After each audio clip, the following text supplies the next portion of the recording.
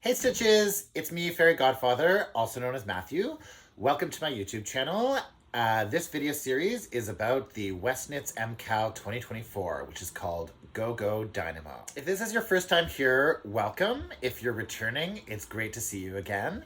I'm Matthew, obviously, also known as Fairy Godfather. And yeah, this video is about Clue 1 of the MKAL. So there will be spoilers. If you don't want to see them, tune out now.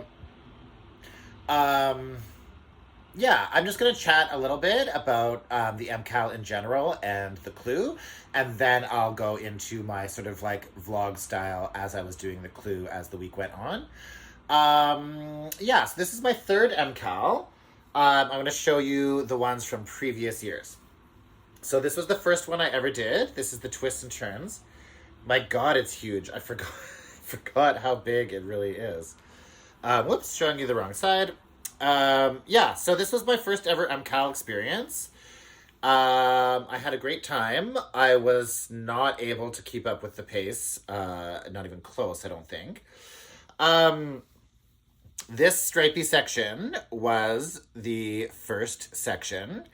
And you will notice that it alternates garter and stockinette stripes. Foreshadowing. But anyway, it was the twists and turns. It was really fun. It had this like I-cord embellishment through the cables, which was really cool and fun.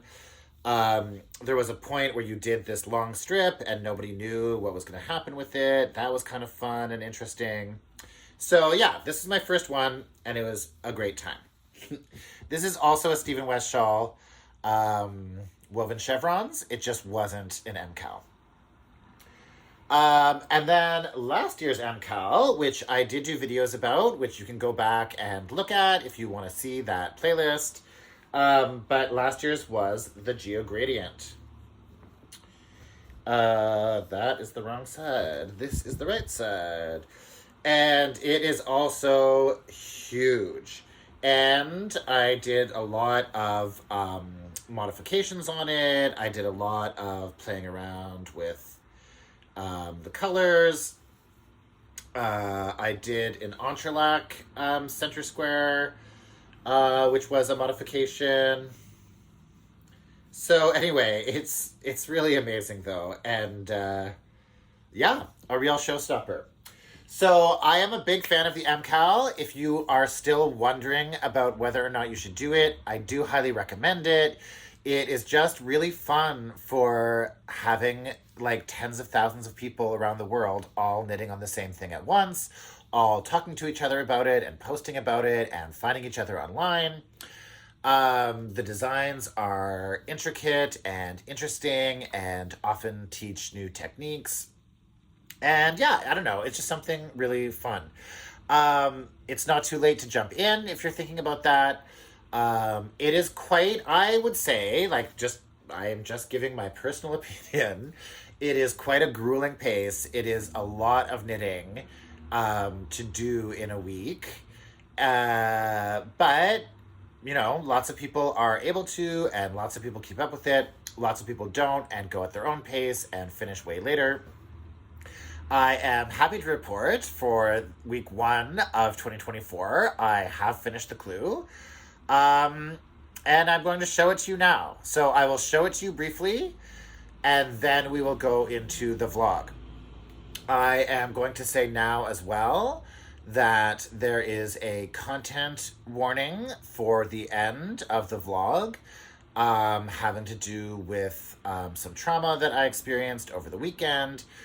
And if you don't, I'm just very conscious that in this community, we try to really protect each other from harm and really support each other. So I will, at the point in the vlog, I will put up a screen saying that in the following portion, I will be talking about content related to sudden loss. If you don't wish to engage with that, you can stop at that point. So that's why I'm showing the finished clue now. I hope that makes sense. Okay, so I guess I'll show my colors first. So I picked these two colors, essentially black and orange, but it's from Songbird Yarn and Fibers. So this is actually dyed to resemble a bird called Cock of the Rock. And this is designed, dyed to resemble, I believe it is red wing-tipped blackbird? Red-tipped...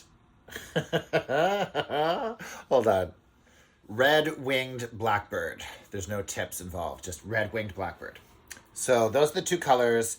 If you saw my short, I was saying that I was like a little bit worried that it was going to look like a pylon or just sort of very Halloween-y. I'll let you be the judge. I mean, it does, but I'm not mad about it, and I'm okay with it. So it's hard, like, everyone is getting way better photos of theirs than I, like, can. I just find it very long and awkward shape. My bubbles are often on the wrong side, but anyway, you'll get an idea of it. And I thought I had a longer cord that I could put it on, but this is actually my longest cord. So I am afeared of what might happen. You may notice a modification I made here in the middle that will be talked about in more detail in the vlog. So yeah, it is very orange and black, but I am loving it so far. I am dynamo. Like, of all of the 3 MKALs I've done, this one I am enjoying the most. I thought it was like a really, really innovative way to start. I am like unsure of where we are going from here. I mean, the rows like are already very long. Like by the time we got to this bubble section, it's like multiple, like over 300 stitches. And I just don't know how long we can maintain that length. I'm worried like it might just grow and grow from here. Which is fine, but like they're long rows. They take me a long time. Like it takes me about an hour to do like a row and back, you know?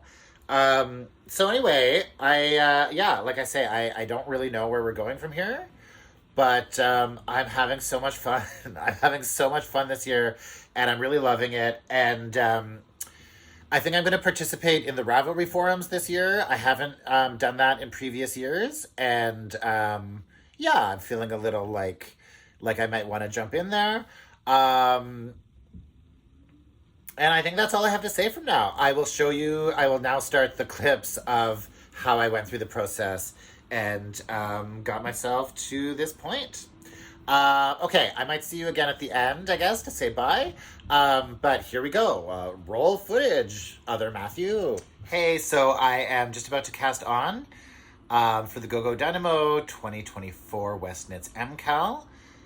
The first thing you do is cast on 3 stitches with the main color. This is mine that you've seen, the red-winged blackbird. This is my contrast color, Cock of the Rock. So here I go. I'm gonna start. So here I go. Here's my slip knot. 1, 1, 2, 3. This is how it begins. These 3 little stitches are how it begins, and wait till you see how it ends. Hi, so it's the next morning, and I have finished the first semicircle. I don't know if you saw my short where I was picking my colors, and I was saying that I was hoping it wouldn't look like a traffic pylon. And then we got stripes, and it kind of looks like a pylon.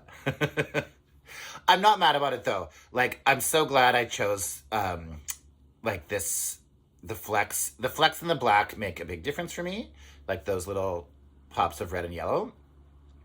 And also the semicircular shape. Like, when I think about it as stripes, I feel a little bit like it's a traffic cone, but, like, I actually like the circles, and it looks kind of cool. So I'm not mad about it. I'm excited to keep going. We have to make 3 of these, so I'm going to try to make 2 more today. That's my goal. And it'll be interesting to see how they all come together, like, shape-wise, and how they all get attached and so on. And, yeah, Like, while this is a bit similar to the one from 2 years ago, um, I don't know. I'm staying open minded and I'm excited to see where it goes. So anyway, I'm gonna do 2 more of these and then I'll show them to you when I'm done all 3. Hey, so this is the aptly named semicircle number 1, and I now have semicircle number 2. I guess I should show them both beside each other to prove that I'm not faking it. So it always goes like a little bit better and faster the second time around because you've already done it once. But then like the flip of that is that I'm like a little bit bored now. Like I don't I don't fully feel like just doing a third one again, like right now, but I think I'm going to. I will say though, so like this little, so, oh my God.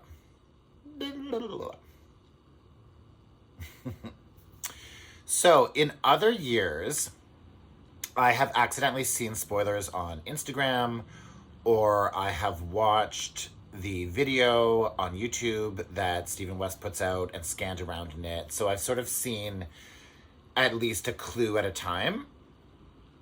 This time, like, not really as any sort of stance. I just happened to, like, clue 1 came, I printed it out, and my printer actually broke after the first page.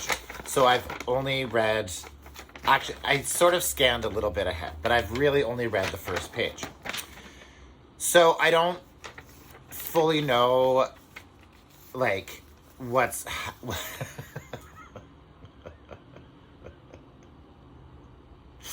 I don't know why this is so hard to talk about. So I obviously don't fully know how these are going to attach together or what their relationship is going to be to each other and so on.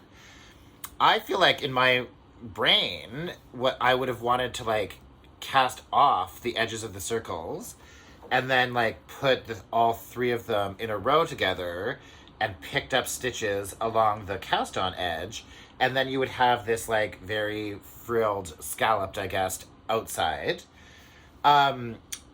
So I did see ahead enough to know, I just saw the last line about taking the stitches off the waste yarn and putting them back on your needle. I saw enough to know that that's not what's going to happen. And that there are multiple more sections to this clue with more stripes. And yeah, I'm assuming therefore like some sort of wedges, like triangles maybe that go between the circles or somehow join them, like the round edges. I'm not sure. But so the thing I'm trying to get to is that like it's very early on in the MKAL, it's very early on in clue 1, but like because I'm doing the same set of instructions 3 times, I now already have this impish urge to mix things up and to change things. So I kind of want to do my third one with the colors reversed. I would use the orange as my main color and the black as my contrast color. And so the colors would just be reversed. The textured sticky outy part would be orange and the stockinette part would be black. It's easy enough to do. I think like yarn usage wise, it's pretty even. Like, I don't think it would be a problem. It's more just about like the color relationship. And so it's like, we're getting stripes in these shapes. I know there's more stripes later on. Because I don't know how they all go together, like I would put the orange one in the middle, presumably, just for like symmetry and, I don't know. That's just what makes sense to me.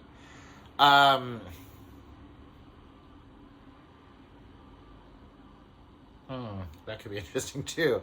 But because, like, you know what I mean? Because I can't visualize what the other sections look like, because I don't know how it's all going to go, I just would sort of hate to do it and then regret it. I made a lot of substitutions and alterations and changes last year and, like, played around with the colors. But, yeah, anyway, so that's just what I'm struggling with. I have to go make that decision on my own, and I will let you know in a moment what I chose. Okay, bye. Hi, okay, so I've made a decision. I think I'm going to go for it. I read ahead in the rest of Clue 1. I haven't looked at anything, but I just read the clue and how things sort of attach. I can't completely visualize it, but I think I have some idea. And the main, like, I read ahead enough to see that you are always starting with the main color. That, I guess, is the point.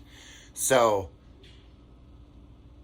it'll be black going all the way across, and that semicircle, however it attaches, whatever shape it ends up in, if its outer edge is orange, it will meet this black edge that I'll be creating. So, like, from what I could tell, it should be fine. Maybe I will regret it later, but what is life without risk and taking risk? And, like, to me, it's like bringing the dynamo. Like, go, go. The third one's going to be dynamo. And part of the fun is changing things up. So I'm going for it. Ah! Hi, okay, update. This is what it looks like reversed. So, they actually look quite different. Sort of. So it's interesting. I'm glad I'm doing it. But I just noticed that I messed up here. See, it's supposed to be like 4 rows, and I only did 2 before I switched back. So now I have to rip back and fix it. Hi, good morning. It's the next morning now, and I have my 3 semicircles. So this, even though I did this one third, I'm going to call it semicircle number 2 because I want it to be in the middle, like this. So far this year, like the clue came out on Thursday. I started working on it Thursday night. I worked on it all day yesterday, and now it's Saturday. I haven't been online very much. I haven't gone to my Discord group. I haven't seen any spoilers on Instagram. And I haven't even watched the Stephen West video. And I'm just kind of enjoying that. I haven't done that with any of the other MKALs. The other MKALs I've always been a little bit behind, or I've always looked first. So I'm trying to really lean into the mysteryness of it this year. The only thing is the way the instructions are, they say to place your stitches on the needle as shown in the video tutorial. There's no other written description of how to do it. It's just saying, go look at the video tutorial, which obviously I could do, but like I say, I'm just having this instinct not to this time, or this, I'm kind of enjoying not. And how many ways are there really to mount stitches on a needle? So I think I'm just going to try it, at least with the first little part of section 2 of Clue 1, which builds on the left part of your first semicircle. So I'm just going to try it and see how it goes. If I have a lot of trouble, then maybe I will look at the video. But anyway, that's what I'm going to start today. These clues are long, and I don't think I can finish today, but I can maybe finish section 2 today. That would be great. I'd be really happy if I got that far, but it looks like a lot of knitting, so I'm not really sure. So anyway, that's day, I guess, sort of day 2, sort of day 3 of the MKAL, and here we go. Hi. It's 2:15. That basically took me 3-ish hours. I had a phone call in there, and the odd little break, and I did make a mistake at one point and have to rip back a bit and redo some. But still, I started at, I want to say 10:30, and it's 2:15, so that's almost 4 hours. But probably it could be closer to 3. Anyway. So this is what it now looks like. So I think in the end, I was more right than I thought. I was thinking about picking up stitches along I'm going to put it in my mouth because then I'll still be able to talk. I thought we might be picking up stitches along this cast on edge, but then I had read ahead and seen that we weren't. But I now am understanding that it will be the edge of the shawl, or an edge. So like once you start doing these garter stripes, you have an I-cord border here. And if you've done the MKAL before or done any Stephen West shawls before, and even many of his garments, he loves an I-cord edge, an I-cord edge. So I'm fairly certain that this is like an edge. And then it does kind of go very nicely into the cast on, right? Like it looks sort of seamless. So I think that this is going to be the bottom. I can already hear people freaking out about the stripes. I haven't gone on to the Discord group that I'm part of yet. But I just know that they're going to be screaming about the stripes. That's like really my prediction. I while not ready to like necessarily defend the stripes, like it's just, there's something about doing it that just gets really repetitive. And I made the same mistake again. So like the mistake I made in the third circle was that I changed colors after 2 rows instead of 4 and had to go back. It took me a while to notice it. That was the same thing that happened here. I suddenly realized one of my main color stripes was too skinny and my stitch count was off, and those two things make sense together. So I had to rip back and fix it. But like I can see how once these stitches are all lined up on a big needle with all the 3 sections, and then there's like section 3 of the clue is called bubbles. I haven't looked at it excessively yet. But I can see how this is going to look nice. Like the different textures and the stripes, you know. The main thing I was thinking about while doing this was, like, so the next wedge you do, as you can imagine, joins these 2 pieces. Right? In a, like, similar way to... Whoa. In a similar way to this.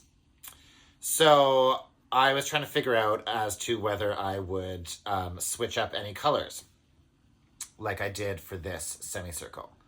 I thought about doing a all black wedge in here and an all orange wedge here on this side because I was feeling sick of the stripes. And I thought it might be fun to have some solid wedges where just the texture is different and then do the stripes again on the far side. It still kind of appeals to me, but not enough to do. And the thing is, like, looking at this, like, there wouldn't really be value in flipping it. Like, the stripes all look the same. They're all the same width. They're all garter. So, like, it's real, and they don't line up exactly to anything on here. So I think this is going to be, like, cute. Like, a cute little, I'm glad that I did this little modification.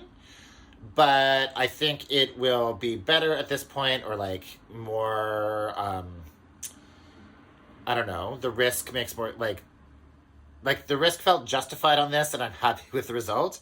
The risk of switching the colors while low just doesn't seem worth it for the other wedges. And then I've also seen that in section 3, when you cast on for that bubbles part, not cast on, but start knitting the live stitches that you've thread on your needle. You start with the contrast color.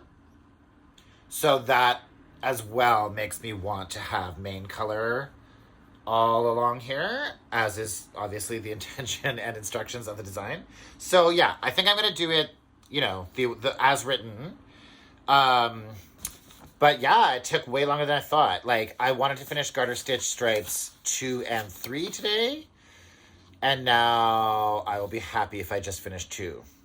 Because it just takes a long time. And I'm already wondering about how massive this shawl is going to be. Like, if this whole thing is an edge, like, is it going to taper into one long triangle? That's kind of what I'm expecting. But I don't know. There's, like, a lot of other possibilities, too. You know what I mean? So, anyway, I am having fun this year. I'm enjoying it.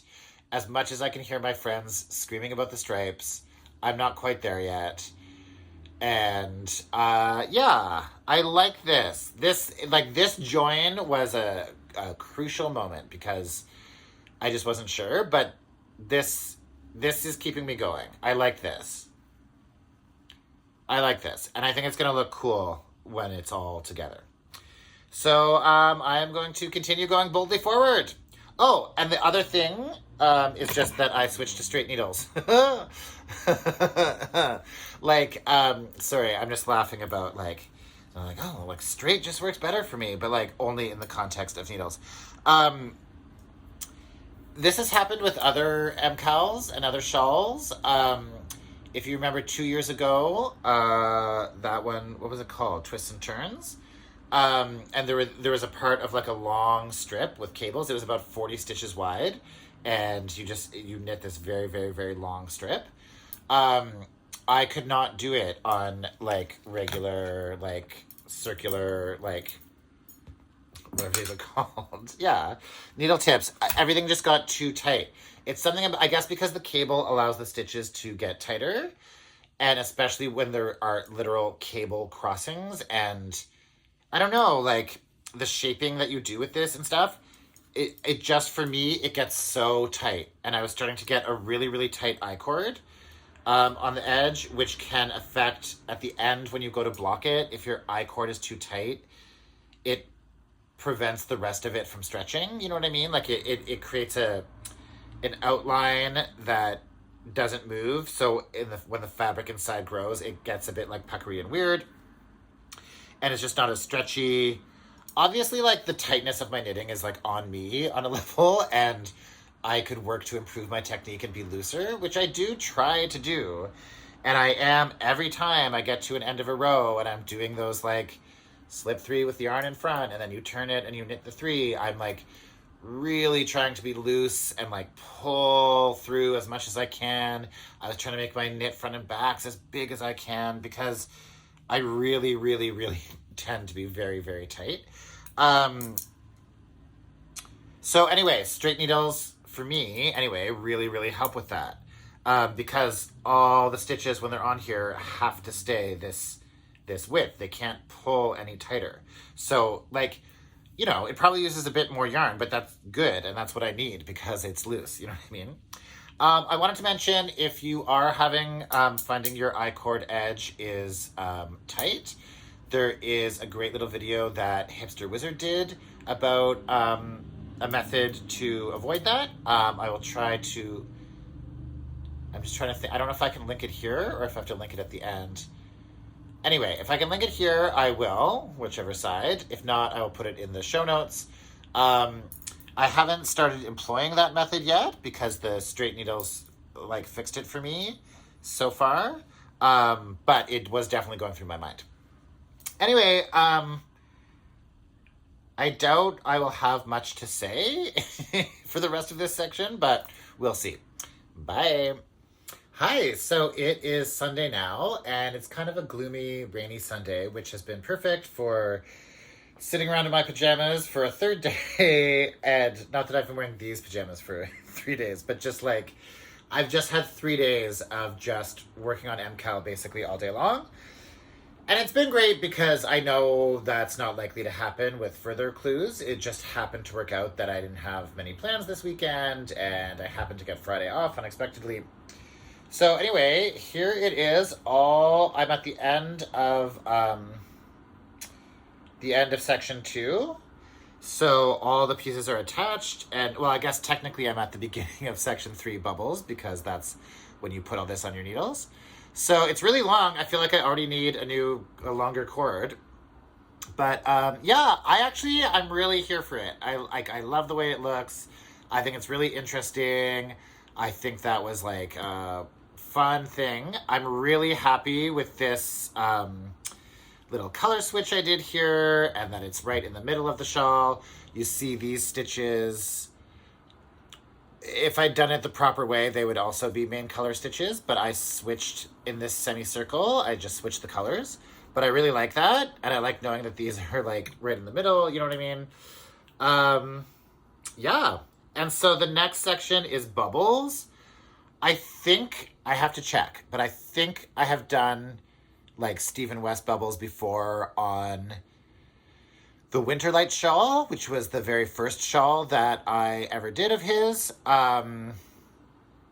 So yeah, I don't know. I just mean that I've done it before, so I don't feel daunted by it. And it's only, I thought it was only 12 rows, section 3, but there is a repeat in there, so I guess it's 16. And obviously, the rows are like this long. I think it's like 355 stitches, and it's still increasing every time. So they are long rows, but there aren't that many of them. I almost want to do it tonight. I'm going to a show now. I did stop knitting to exercise yesterday and briefly to feed myself. And I am going to stop knitting now to go to a show with a friend. But I'll be home later, and I almost want to just try to finish it tonight. I feel like going into my week, starting Monday, knowing that Clue 1 was already done, I know that would feel really good, and it would give me time to work on other content and do other knitting that I need to do in advance of the next Clue. But if I don't finish tonight, then I will finish it tomorrow. And then I'm really excited to go online and see what everybody else is saying. I am a fan so far. I am happy. Like, I feel like this has actually been the most fun one of the 3 I've done. I guess maybe in part because I'm honoring the mystery more than I ever have before and not looking at spoilers. But yeah, maybe just because of this like fun construction. I have new ideas about what the shape is going to be, but I'm going to save them till I finish. Okay, I'm going to stop rambling for now. See you later. Hopefully. Oh, wait, I didn't show my mistakes. So in one of these wedges, I mean, they call them garter stitch stripes. I call them wedge 1, 2, 3, and 4. But anyway, I had been talking before about times. Why don't you hold it the right way, Matthew? Times when I accidentally changed color too soon on these and having to go back. What happened on the next one I was doing was that I went too far, so I did 3 rows in a color before changing, and I noticed it fairly early on and ripped back. But then when I was getting to the end, I started to notice my stitch count seemed off, or it wasn't like, and I realized that I had done it here. See, there's an extra, that stripe is extra wide, and that's why my stitch count was off for where I was in the repeat. So on this one, I still have the right number of stripes. I kept the other stitches even.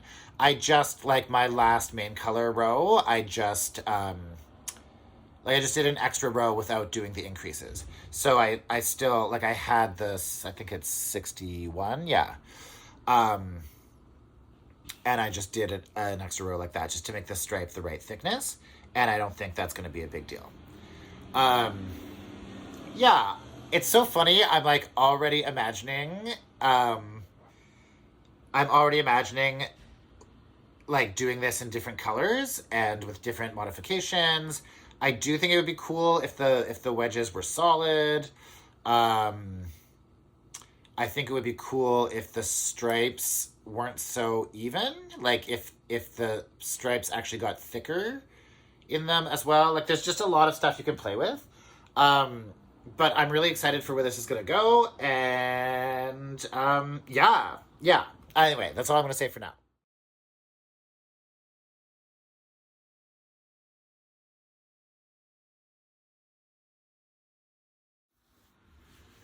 Hi, friends.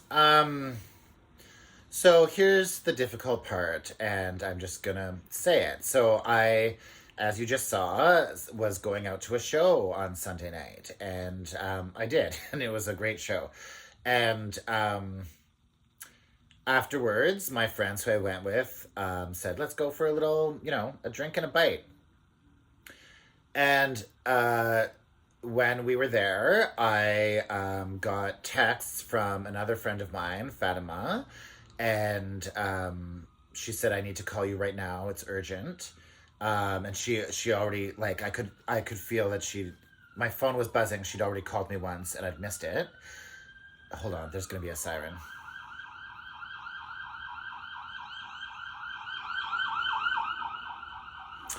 Um, and so then I saw those texts and I went and called her back.